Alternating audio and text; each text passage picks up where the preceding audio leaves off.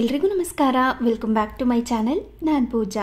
ಇವತ್ತು ಗುರುವಾರ ಮಧ್ಯಾಹ್ನದಿಂದ ವ್ಲಾಗ್ನ ಸ್ಟಾರ್ಟ್ ಮಾಡಿದ್ದೀನಿ. ಹಾಗೆಯೇ ತುಂಬ ಜನ ಕಮೆಂಟ್ ಹಾಕಿ ಕೇಳಿದ್ದು ತುಂಬ ಸಿಂಪಲ್ಲಾಗಿ ಈಸಿಯಾಗಿ ಕುಚ್ಚನ್ನು ಹಾಕ್ಕೊಳ್ಳೋದನ್ನು ತೋರಿಸಿ ಅಂತ. ಇವತ್ತಿನ ವಿಡಿಯೋದಲ್ಲಿ ಸಿಂಪಲ್ಲಾಗಿ ಕುಚ್ಚನ್ನು ಹಾಕ್ಕೊಳ್ಳೋದನ್ನು ಕೂಡ ತೋರಿಸ್ತಾ ಇದ್ದೀನಿ. ಎಲ್ಲೂ ಕೂಡ ವಿಡಿಯೋನ ಸ್ಕಿಪ್ ಮಾಡಿದೆ ನೋಡಿ. ಇವಾಗ ಒಂದು ಸೀರೆ ತೊಗೊಂಡಿದ್ದೀನಿ. ಅದ್ರ ಪಲ್ಲು ಯಾವ ಕಲರ್ ಇದೆ ಅಲ್ವಾ, ಅದೇ ಕಲರಲ್ಲಿ ನಾರ್ಮಲ್ ಕಾಟನ್ ಥ್ರೆಡ್ ಬಟ್ಟೆ ಎಲ್ಲ ಹೊಲಿತೀವಲ್ವ, ಅದೇ ಥ್ರೆಡನ್ನು 4 ಎಳೆಯಷ್ಟು ಒಂದು ಸೂಜಿಗೆ ಪೋಣಿಸಿ ಇಟ್ಕೊಂಡಿದ್ದೀನಿ. ಇವಾಗ ಆ ಸೂಜಿಗೆ ಒಂದು ಗೋಲ್ಡನ್ ಬೀಡನ್ನ ಹಾಕಿ ಈ ರೀತಿ ಎಡ್ಜಸ್ಸಲ್ಲಿ ಸ್ಟಿಚಸ್ನ ಹಾಕ್ಕೋಬೇಕು. ಇವಾಗ ಬಟ್ಟೆಯಿಂದ ಸೂಜಿನ ಹೊರಗಡೆ ತೆಗೆದು ಮತ್ತೆ ಅದೇ ಬೀಡಿದೆ ಅಲ್ವಾ, ಅದರೊಳಗಡೆಯಿಂದ ಮತ್ತೆ ನಾವು ಸೂಜಿನ ಹೊರಗಡೆ ತೆಗಿಬೇಕು. ಆವಾಗ ಇದು ಪ್ರಾಪರಾಗಿ ಫಿಕ್ಸ್ ಆಗಿರುತ್ತೆ, ನಾಟ್ ಥರ ಆಗಿರುತ್ತೆ. ಅಂದರೆ ಈ ಬೀಡ್ ಏನಿದೆ ಅದು ಥ್ರೆಡ್ಡಿಂದ ಹೊರಗಡೆ ಬರಬಾರ್ದು, ಆ ರೀತಿ ನೀವು ನೋಡ್ಕೋಬೇಕು. ಮತ್ತೆ ಇವಾಗ ಅದೇ ರೀತಿ ಒಂದು 2 ಸೆಂಟಿಮೀಟರ್ ಅಷ್ಟು ಬಿಟ್ಟು ಮತ್ತೆ ಬೀಡನ್ನ ಈ ರೀತಿ ಇನ್ಸರ್ಟ್ ಮಾಡ್ಕೋತಾ ಇದ್ದೀನಿ. ಇದು ಸಿಂಪಲ್ ಬೇಬಿ ಕುಚ್ಚು ಆಯಿತಾ, ಯಾರು ಬೇಕಾದರೂ ಹಾಕ್ಬೋದು, ಅಷ್ಟು ಸಿಂಪಲಾಗಿ. ನೀವು ಸ್ಟಾರ್ಟಿಂಗ್ ಹಾಕ್ತಿದ್ದೀರಾ ಅಂದರೆ ಸ್ವಲ್ಪ ಕಷ್ಟ ಅನ್ನಿಸ್ಬೋದು, ಅಂದರೆ ಟೈಮ್ ಜಾಸ್ತಿ ತಗೊಳುತ್ತೆ. 1-2 ಸಾರಿ ಪ್ರಾಕ್ಟೀಸ್ ಮಾಡಿದ್ರೆ ಈಸಿಯಾಗಿ ಮಾಡ್ಕೋಬೋದು. ಒಂದು ಬೇಸಿಕ್ ಅಂತ ನಿಮಗೆ ಗೊತ್ತಾಗ್ಬಿಟ್ರೆ ನೀವು ಇದೇ ಬೀಡ್ಸ್ ಅಂತ ಅಲ್ಲ, ಬೇರೆ ಬೇರೆ ಬೀಡ್ಸ್ನೆಲ್ಲ ಇನ್ಸರ್ಟ್ ಮಾಡಿಕೊಂಡು ಸ್ವಲ್ಪ ಡಿಫ್ರೆಂಟಾಗಿಯೂ ಕೂಡ ಟ್ರೈ ಮಾಡ್ಬೋದು. ಇವಾಗ ನೋಡಿ, ಆ ಥ್ರೆಡ್ನ ಸ್ವಲ್ಪ ಉದ್ದವಾಗೇ ಬಿಟ್ಕೊಂಡಿರಬೇಕು. 2 ಬೀಡನ್ನ ರೀತಿ ಇನ್ಸರ್ಟ್ ಮಾಡಿಕೊಂಡು ಈ ರೀತಿ ಒಂದು ಬೆಟ್ಟಕ್ಕೆ ಆ ಥ್ರೆಡ್ನ ಸುತ್ತಿ ಒಂದು ನಾಟ್ನ ಹಾಕ್ಕೋಬೇಕು. ಕೈಯಿಂದನೇ ತೆಗಿಬೋದು, ಕೆಲವೊಂದು ಸಾರಿ ಒಂದು ಥ್ರೆಡ್ ಆ ಕಡೆ ಈ ಕಡೆ ಆಗೋ ಚಾನ್ಸಸ್ ಇರುತ್ತೆ. ಅದಕ್ಕೆ ಸೂಜಿಯಿಂದ ಈ ರೀತಿ ಓಪನ್ ಮಾಡಿ ಮತ್ತೆ ಸೂಜಿನ ಇಟ್ಕೊಂಡು ಮಧ್ಯದಲ್ಲಿ ಆ 2 ಬೀಡ್ಸ್ ಮಧ್ಯ ಈ ಗಂಟು ಬರಬೇಕು, ಆ ರೀತಿ ನೋಡ್ಕೋಬೇಕು. ಸ್ವಲ್ಪವೂ ಕೂಡ ಲೂಸ್ ಆಗಿ ಮಾಡ್ಕೋಬೇಡಿ, ಆದಷ್ಟು ಟೈಟಾಗೇ ಮಾಡ್ಕೊಳ್ಳಿ. ಆ ರೀತಿ ಮಾಡಿಕೊಂಡು ಇವಾಗ ಸೇಮ್ ಸಿಲ್ಕ್ ಥ್ರೆಡ್ನ ತೊಗೊಂಡಿದ್ದೀನಿ. ಒಂದು 100 ಎಳೆಯಷ್ಟು ತೆಗೆದು ಕಟ್ ಮಾಡಿ ಈ ರೀತಿ ಸೈಡಲ್ಲಿ ಗಮ್ಮನ್ನು ಹಾಕಿ ಒಣಗಿಸಿ ಇಟ್ಕೊಂಡಿದ್ದೀನಿ. ಈ ರೀತಿ ಒಂದು 10-15 ಮಾಡಿ ಇಟ್ಕೊಂಡ್ಬಿಟ್ರೆ ನಾವು ಈಸಿಯಾಗಿ ಕುಚ್ಚನ್ನು ಹಾಕ್ಕೋಬೋದು. ಇವಾಗ ಆ ಸಿಲ್ಕ್ ಥ್ರೆಡ್ ಏನಿತ್ತು ಅದನ್ನು ಅದರೊಳಗಡೆಯಿಂದ ತೋರಿಸಿ ನಿಮಗೆ ಬೇಬಿ ಕುಚ್ಚು ಎಷ್ಟು ಉದ್ದಕ್ಕೆ ಬೇಕು ಅಂತ ನೋಡಿಕೊಂಡು ಅಷ್ಟು ಉದ್ದಕ್ಕೆ ಸೆಟ್ ಮಾಡ್ಕೊಳ್ಳಿ. ಅದಾದ ನಂತರ ಒಂದು ಸೂಜಿಗೆ ಝರಿ ಥ್ರೆಡ್ನ ಹಾಕಿ ಈ ರೀತಿ ನಾಟ್ ಮಾಡ್ಕೋಬೇಕು. ತುಂಬ ಸಿಂಪಲ್ ನಾಟ್ ಮಾಡ್ಕೊಳ್ಳೋದು. ನೋಡಿ ನಾನು ಯಾವ ರೀತಿ ಮಾಡ್ತಿದ್ದೀನಿ ಅಂತ. ಒಂದು 5-6 ಸತಿ ಸುತ್ತಕೊಂಡ್ರೆ ನೀವು ಹೆಂಗೆ ಮಾಡಿದ್ರೂ ಕೂಡ ಕುಚ್ಚು ಬಿಚ್ಚೋಗೋದಿಲ್ಲ, ಅಷ್ಟು ಟೈಟಾಗಿ ಕುತ್ಕೊಂಡಿರುತ್ತೆ. ಮತ್ತೆ ಈ ರೀತಿ ಸುತ್ತಕೊಂಡು ನಾವು ಝರಿ ಥ್ರೆಡ್ನ ಹಾಕಿರ್ತೀವಲ್ವ, ಅದ್ರ ಮಧ್ಯದಿಂದ ಸೂಜಿನ ಹೊರಗಡೆ ತೆಗೆದ್ರೆ ಇನ್ನೂ ಪರ್ಫೆಕ್ಟಾಗಿ ನಾಟ್ ಆಗಿರುತ್ತೆ. ಎಲ್ಲೂ ಕೂಡ ಹೆಚ್ಚು ಕಡಿಮೆ ಆಗೋದು, ಬಿಚ್ಚೋಗೋದು ಈ ರೀತಿ ಇರೋದಿಲ್ಲ. ನಿಮಗೆ ಅರ್ಥ ಆಗಲಿಲ್ಲ ಅಂದರೆ ಇನ್ನೊಂದು ಸಾರಿ ವಿಡಿಯೋನ ನೋಡಿ, ನಿಮಗೆ ಈಸಿಯಾಗಿ ಗೊತ್ತಾಗುತ್ತೆ. ಹಾಗೆ ನಿಮಗೆ ಕುಚ್ಚು ಎಷ್ಟು ಉದ್ದ ಬೇಕು ಅಂತ ನೋಡಿಕೊಂಡು ಅಷ್ಟು ಉದ್ದಕ್ಕೆ ಕಟ್ ಮಾಡಿಕೊಂಡ್ರೆ ಸಿಂಪಲ್ಲಾಗಿ ಬೇಬಿ ಕುಚ್ಚನ್ನ ನಮ್ಮ ಸೀರೆಗಳಿಗೆ ನಾವೇ ಹಾಕ್ಕೋಬೋದು. ನಾನು ಮೊದಲೇ ಹೇಳಿದಾಗೆ ಒಂದಷ್ಟು ಬೇಸಿಕ್ ವಿಚಾರಗಳು ನಿಮಗೆ ಗೊತ್ತಾಗ್ಬಿಟ್ರೆ ನೀವು ಈಸಿಯಾಗಿ ಕುಚ್ಚನ್ನು ಹಾಕ್ಕೋಬೋದು. ನಿಮ್ಮ ಕ್ರಿಯೇಟಿವಿಟಿಗೆ ತಕ್ಕಂತೆ ಕಲರ್ ಕಾಂಬಿನೇಷನಲ್ಲಿ ಬೇರೆ ಬೇರೆ ಕಲರ್ಸ್ ಹಾಕ್ಕೋಬೋದು. ಬೇರೆ ಬೇರೆ ಡಿಸೈನ್ ಆಗಿರುವಂಥ ಬೀಡ್ಸ್ನೆಲ್ಲ ತೊಗೊಂಡು ಬಂದು ನೀವು ಡಿಸೈನ್ ಮಾಡ್ಕೋಬೋದು. ಕೆಲವೊಂದಷ್ಟು ವಿಚಾರಗಳು ಗೊತ್ತಾಗಬೇಕು, ಅದು ನಿಮಗೆ 1-2-3 ಸತಿ ಟ್ರೈ ಮಾಡಿದ್ರೆ ನಿಮಗೆ ಗೊತ್ತಾಗ್ಬಿಡತ್ತೆ. ಅದಾದಮೇಲೆ ನೀವು ಹೊರಗಡೆ ಕುಚ್ಚನ್ನು ಹಾಕೋದಕ್ಕೆ ಕೊಡೋದಿಲ್ಲ, ಆರಾಮಾಗಿ ನಿಮ್ಮ ಸೀರೆಗಳಿಗೆ ನೀವೇನೇ ಕುಚ್ಚನ್ನ ಹಾಕ್ಕೋಬೋದು. ಈ ವಿಡಿಯೋ ನಿಮಗೆ ಏನನ್ನಿಸ್ತು ಅಂತ ಕಮೆಂಟ್ ಮಾಡಿ ತಿಳಿಸಿ. ಹಾಗೆ ಇಲ್ಲಿ ಮಧ್ಯಾಹ್ನದ ಲಂಚಿಗೋಸ್ಕರ ಸೋರೆಕಾಯಿ ಪಪ್ಪು ಅಥವಾ ಸಾಂಬಾರು ಅಂತ ಹೇಳ್ಬೋದು, ಅದನ್ನು ಮಾಡ್ಕೋತಾ ಇದ್ದೀನಿ. ಹಾಗೆ ಸ್ವಲ್ಪ ಕೋಸಂಬರಿ ಮತ್ತು ರೈಸ್ ಇರುತ್ತೆ. ಇದನ್ನು ಹೇಗೆ ಮಾಡ್ಕೊಳ್ಳೋದು ಅಂತ ತೋರಿಸ್ತಾ ಇದ್ದೀನಿ. ಒಂದು ಕುಕ್ಕರ್ಗೆ ತೊಗರಿಬೇಳೆನ ಹಾಕಿ ಅದನ್ನು 1-2-3 ಸಾರಿ ವಾಶ್ ಮಾಡಿಕೊಂಡು ಸಿಪ್ಪೆ ತೆಗೆದು ಕಟ್ ಮಾಡಿ ಇಟ್ಕೊಂಡಿರುವಂಥ ಸೋರೆಕಾಯಿನ ಅದರೊಳಗಡೆ ಸೇರಿಸ್ಕೊಂಡಿದ್ದೀನಿ.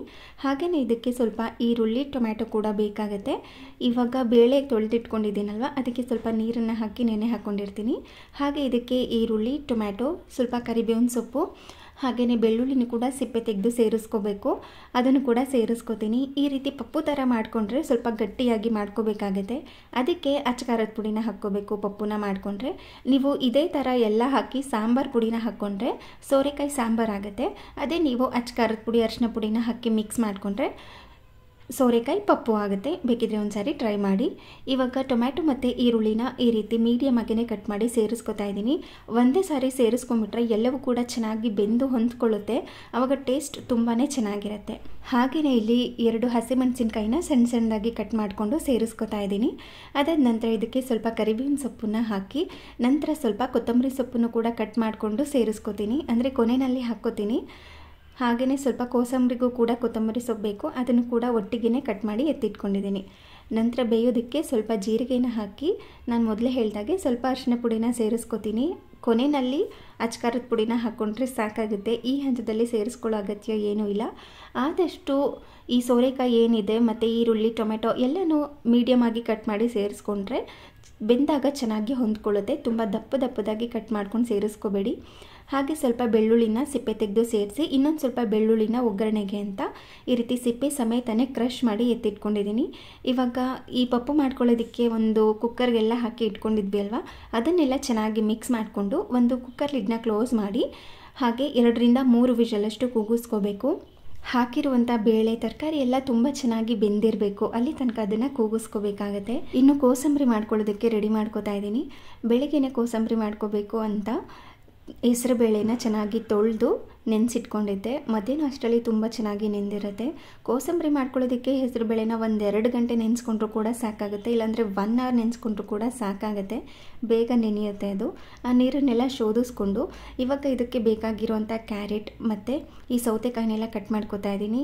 ಒಬ್ಬರು ಕಮೆಂಟ್ ಹಾಕಿ ಕೇಳಿದ್ರಿ, ಬಾಡಿ ಹೀಟ್ ಕಡಿಮೆ ಮಾಡ್ಕೊಳ್ಳೋದಕ್ಕೆ ಏನಾದರೂ ರೆಸಿಪಿ ಇದ್ದರೆ ಹೇಳಿ ಅಂತ.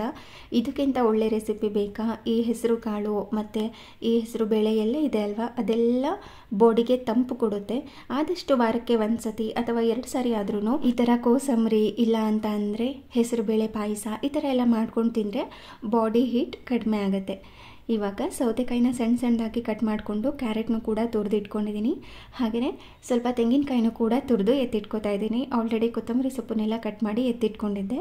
ಹಾಗೆ ಇದಕ್ಕೆ ಸ್ವಲ್ಪ ನಿಂಬೆಹಣ್ಣಿನ ರಸ ಕೂಡ ಬೇಕು, ಅದನ್ನು ಕೂಡ ರೆಡಿ ಮಾಡಿಕೊಂಡು ಇವಾಗ ಹೆಸರು ಬೇಳೆನ ಚೆನ್ನಾಗಿ ತೊಳೆದು ಇಟ್ಕೊಂಡಿದ್ದೆ ಅಲ್ವಾ, ಅದರೊಳಗಡೆ ಕಟ್ ಮಾಡಿ ಇಟ್ಕೊಂಡಿರುವಂಥ ಸೌತೆಕಾಯಿ ಹಾಗೆಯೇ ತುರಿದಿಟ್ಕೊಂಡಿರುವಂಥ ಕ್ಯಾರೆಟ್, ತೆಂಗಿನಕಾಯಿ ತುರಿನ ಸೇರಿಸ್ಕೊತಾ ಇದ್ದೀನಿ.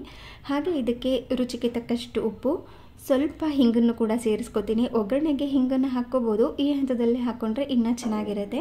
ಹಾಗೆ ಸ್ವಲ್ಪ ನಿಂಬೆಹಣ್ಣಿನ ರಸನ ಹಾಕಿ ಚೆನ್ನಾಗಿ ಇದನ್ನು ಮಿಕ್ಸ್ ಮಾಡ್ಕೊಳ್ಳೋದು. ಹಾಗೆ ಕೊನೆಯಲ್ಲಿ ಇದಕ್ಕೆ ಸ್ವಲ್ಪ ಒಗ್ಗರಣೆ ಕೊಟ್ಕೋಬೇಕು. ಬೇಕು ಅಂದರೆ ಕೊಟ್ಕೋಬೋದು, ಇಲ್ಲಾಂದರೆ ಸ್ಕಿಪ್ ಮಾಡ್ಕೋಬೋದು. ನಾನು ಆದಷ್ಟು ಒಗ್ಗರಣೆನ ಕೊಟ್ಕೋತೀನಿ. ಹಾಗೆ ಖಾರಕ್ಕೋಸ್ಕರ ನಾನಿಲ್ಲಿ ಹಸಿಮೆಣಸಿನ್ಕಾಯಿನ ಹಾಕಿಲ್ಲ, ಗ್ಯಾಸ್ಟ್ರಿಕ್ ಆಗುತ್ತೆ ಅಂತ. ಅದ್ರ ಬದಲಾಗಿ ಸ್ವಲ್ಪ ಕಾಳು ಮೆಣಸಿನ ಈ ರೀತಿ ಕುಟ್ಟಿ ಪುಡಿ ಮಾಡಿ ಸೇರಿಸ್ಕೊಂಡು ಚೆನ್ನಾಗಿ ಇದನ್ನು ಮಿಕ್ಸ್ ಮಾಡ್ಕೊಳ್ಳೋದು. ಹಾಗೆ ಇದನ್ನೆಲ್ಲ ರೆಡಿ ಮಾಡ್ಕೊಳ್ಳೋ ಅಷ್ಟರಲ್ಲಿ ನಾವು ಪಪ್ಪು ಮಾಡ್ಕೊಳ್ಳೋದಕ್ಕೆ ಕುಕ್ಕರ್ನ ಕೂಗೋದಕ್ಕೆ ಇಟ್ಕೊಂಡಿದ್ದೆ ಅಲ್ವಾ, ಅದು ಕೂಡ ಕೂಗಿರುತ್ತೆ. ಅದನ್ನು ಇನ್ನೊಂದು ಸೈಡಲ್ಲಿ ಎತ್ತಿಟ್ಕೋತೀನಿ. ಹಾಗೆ ಇನ್ನೊಂದು ಸೈಡಲ್ಲಿ ರೈಸ್ ಕೂಡ ರೆಡಿಯಾಗಿತ್ತು. ಇವಾಗ ಒಗ್ಗರಣೆ ಕೊಟ್ಕೊಳ್ಳೋದಕ್ಕೆ ಒಂದು ಚಿಕ್ಕ ಒಗ್ಗರಣೆ ಪಾತ್ರೆನ ಇಟ್ಕೊಂಡು ಅದಕ್ಕೆ ಸ್ವಲ್ಪ ಕೊಬ್ಬರಿ ಎಣ್ಣೆನ ಹಾಕ್ಕೋತಾ ಇದ್ದೀನಿ. ಕೊಬ್ಬರಿ ಎಣ್ಣೆ ಕಾದಾದ ನಂತರ ಅದಕ್ಕೆ ಸ್ವಲ್ಪ ಸಾಸಿವೆ ಹಾಗೆ ಸ್ವಲ್ಪ ಜೀರಿಗೆ ಕಂಪ್ಲೀಟ್ಲಿ ಆಪ್ಷನಲ್, ಬೇಕಿದ್ದರೆ ಹಾಕ್ಕೊಳ್ಳಿ, ಇಲ್ಲಾಂದರೆ ಸ್ಕಿಪ್ ಮಾಡ್ಕೊಳ್ಳಿ.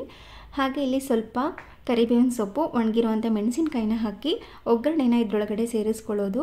ನಾನು ಹೇಳಿದ್ನಲ್ವ, ಹಿಂಗನ್ನು ಅದರೊಳಗಡೆ ಸೇರಿಸ್ಕೋಬೋದು, ಇಲ್ಲಾಂದರೆ ಒಗ್ಗರಣೆಗೂ ಕೂಡ ಹಾಕ್ಕೋಬೋದು. ನಿಮ್ಗೆ ಹೇಗೆ ಬೇಕೋ ಆ ರೀತಿ ಮಾಡ್ಕೊಳ್ಳಿ.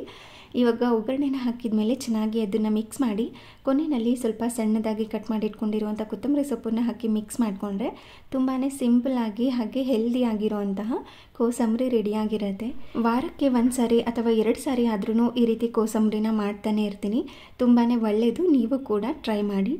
ಹಾಗೆ ಕುಕ್ಕರ್ ಕೂಡ ಕೂಗಿ ಕೂಲ್ ಕೂಡ ಆಗಿರುತ್ತೆ. ಈ ರೀತಿ ಮ್ಯಾಶರಿಂದ ಇದನ್ನೆಲ್ಲನೂ ಕೂಡ ಚೆನ್ನಾಗಿ ಮ್ಯಾಶ್ ಮಾಡ್ಕೋಬೇಕು, ಆವಾಗ ಇನ್ನೂ ಚೆನ್ನಾಗಿ ಹೊಂದ್ಕೊಳ್ಳುತ್ತೆ ಅಂತ. ಇದನ್ನು ಚೆನ್ನಾಗಿ ಮ್ಯಾಶ್ ಮಾಡಿ ರುಚಿಗೆ ತಕ್ಕಷ್ಟು ಉಪ್ಪನ್ನ ಸೇರಿಸಿ ಹಾಗೆ ಖಾರಕ್ಕೆ ತಕ್ಕಂತೆ ಖಾರದ ಪುಡಿ, ಸ್ವಲ್ಪ ಹುಣಸೆ ಹಣ್ಣಿನ ರಸನ ಹಾಕಿ ಚೆನ್ನಾಗಿ ಇದನ್ನು ಮಿಕ್ಸ್ ಮಾಡಿಕೊಂಡು ಕುದಿಸ್ಕೋಬೇಕು. ಹೀಗೆ ಒಬ್ಬರು ಕಮೆಂಟ್ ಹಾಕಿದ್ರು, ಕಡಲೆಕಾಳಿಗೆ ಉಪ್ಪನ್ನು ಹಾಕಿ ಬೇಯಿಸ್ಕೊಂಡ್ರೆ ಕಾಳು ಬೇಯೋದಿಲ್ಲ ಅಂತ. ಯಾಕೆ ಬೇಯೋದಿಲ್ಲ? ತುಂಬ ಚೆನ್ನಾಗಿ ಬೇಯುತ್ತೆ. ಕೆಲವೊಂದು ಸರಿ ನೀರು ಕೂಡ ಮ್ಯಾಟರ್ ಆಗುತ್ತೆ. ಸ್ವಲ್ಪ ಸಾಲ್ಟೆಡ್ ವಾಟರ್ ಥರ ಏನಾದರೂ ಇದ್ದರೆ ಅದು ಬೇಯೋದಕ್ಕೆ ಸ್ವಲ್ಪ ಕಷ್ಟ ಆಗುತ್ತೆ. ನಾರ್ಮಲ್ ಆಗಿ ಫಿಲ್ಟರ್ ವಾಟರ್ ಆ ಥರ ಏನಾದರೂ ಇದ್ದಾಗ ಕಾವೇರಿ ನೀರೆಲ್ಲ ಹಾಕಿದಾಗ ತುಂಬ ಚೆನ್ನಾಗಿ ಬೇಯುತ್ತೆ, ಏನೂ ತೊಂದರೆ ಇಲ್ಲ. ನಾನು ಯಾವಾಗಲೂ ಕಾಳಿಗೆ ಉಪ್ಪನ್ನು ಹಾಕಿನೇ ಬೇಯಿಸೋದು. ಉಪ್ಪನ್ನು ಹಾಕಿಲ್ಲ ಅಂದರೆ ಕಾಳು ಟೇಸ್ಟೇ ಬರೋದಿಲ್ಲ. ಒಗ್ಗರಣೆಗೆ ಏನಾದ್ರೂ ಉಪ್ಪನ್ನು ಹಾಕಿದ್ರೆ ಕಾಳಿಗೆ ಹೆಂಗೆ ಉಪ್ಪು ಹಿಡಿಯುತ್ತೆ ಅಲ್ವಾ, ನಾವು ಕೂಗೋವಾಗಲೇ ಉಪ್ಪನ್ನು ಹಾಕ್ಕೋಬೇಕು, ಅಂದರೆ ಬೇಯಿಸ್ಕೊಳ್ಳೋವಾಗಲೇ ಉಪ್ಪನ್ನು ಹಾಕಿ ಬೇಯಿಸ್ಕೋಬೇಕು.